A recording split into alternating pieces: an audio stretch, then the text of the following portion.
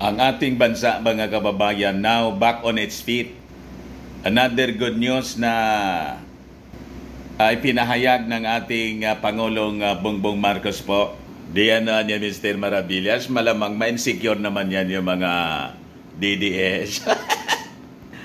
Malamang, mga kababayan, kasi para sa kanila po, si tatay lang ang magaling. Sa katotohanan, mga kababayan, ang dahilan kung bakit dumapa yung ekonomiya ng ating bansa, ang daming nagsara na mga negosyo, ang daming nawala ng trabaho dahil sa kanyang pagiging sunod-sunuran po sa mga globalist during the pandemonium. Ang tumiba lang po noon, dumubli yung yaman, yung mga suppliers po ng tusok. Di ba? Ang daming tumiba po, pati dito sa ating bansa. Di ba, inimbestiga nga po yung Parmali. Pero karamihan sa mga negosyo po talagang dumapa. But this time, masayang nire-report ng ating Pangulong Bongbong Marcos that the Philippines is back on its feet. Ayan po yung balita sa Manila Standard. Philippines back on its feet. Sabi ng ating Pangulong Bongbong Marcos. Di ba nakakatawa? Kasi po yung ating Pangulo, kahit na may mga report pa tungkol sa pagbabalik ng sakit, sabi, yung dati po, hindi man po pinapatulan ng ating Pangulong Bongbong Marcos. Ignore. Di ba? Kasi po, ang sakit, normal po yon sa tao.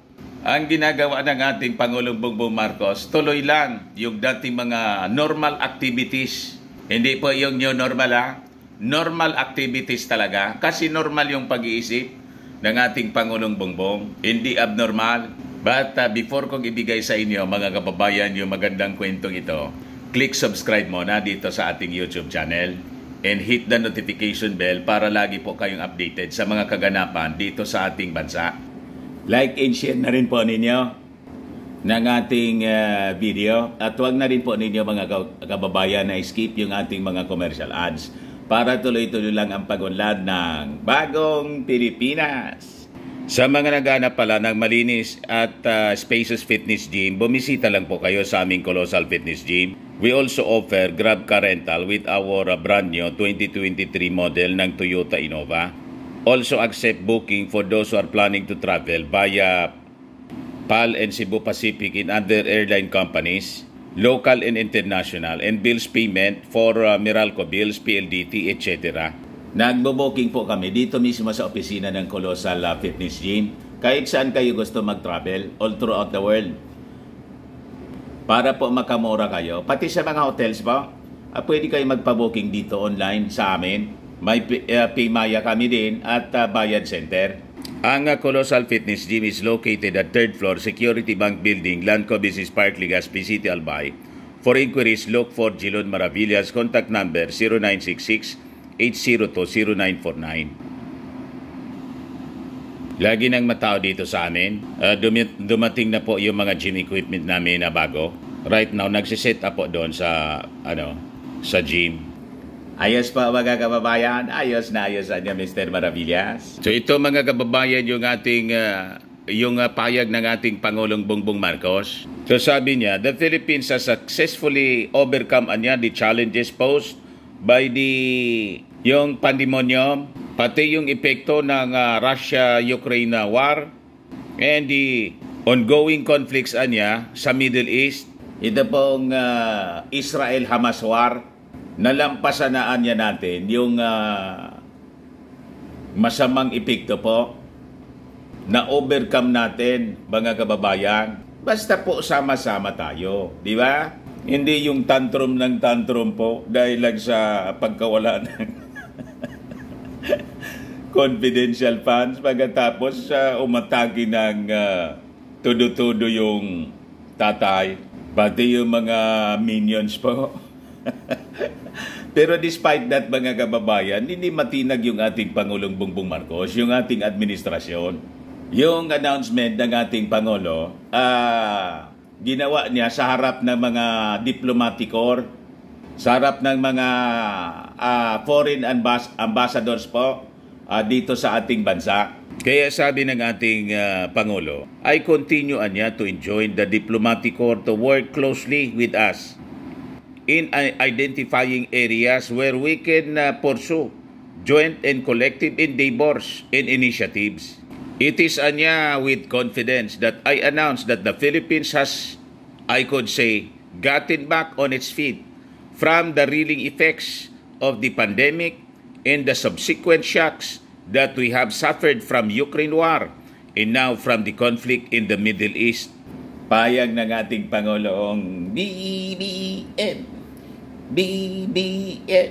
Di ba? Napakagandang balita po. So the President highlighted the country's economic recovery, citing improvements and cuts up spending by the government. Sabi niya na he anticipates year-end growth for 2023 to be at 6% to 7%. The President noted the government's efforts to maintain overall inflation at 3.9% in December, aiming for a yearly inflation rate of 6%. Di ba nakakatawa mga kababayan? Nakakatawaan niya yan, Mr. Maravillas, na balita para sa mga supporters ng Pangulo.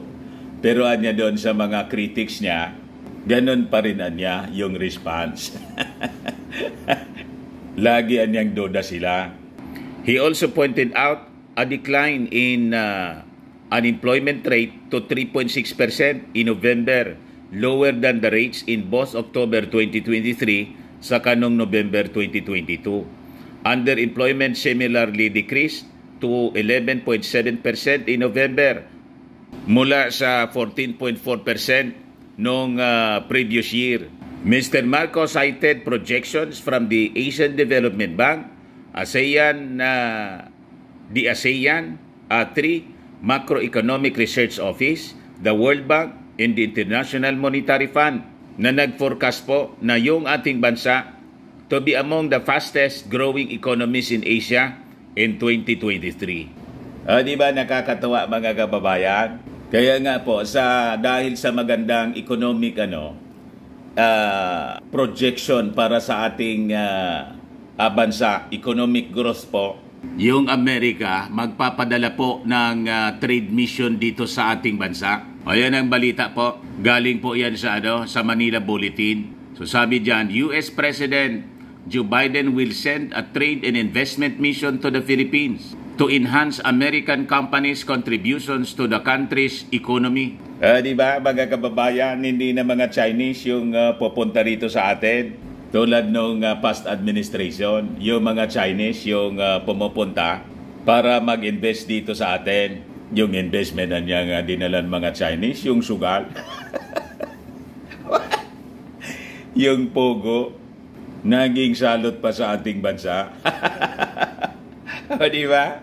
Sa statement mga kababayan na pinalabas ng National Security Council spokesperson na si Adrienne Watson, ang sabi, si Commerce Secretary Gina Raymond will lead the Presidential Trade and Investment mission na pupunta dito sa Manila as announced by President Biden.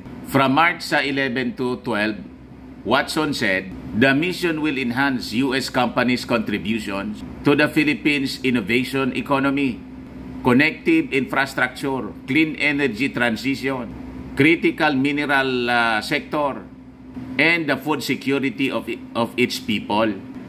The mission will also reinforce the Philippines as a key hub for regional supply chains and high-quality investments.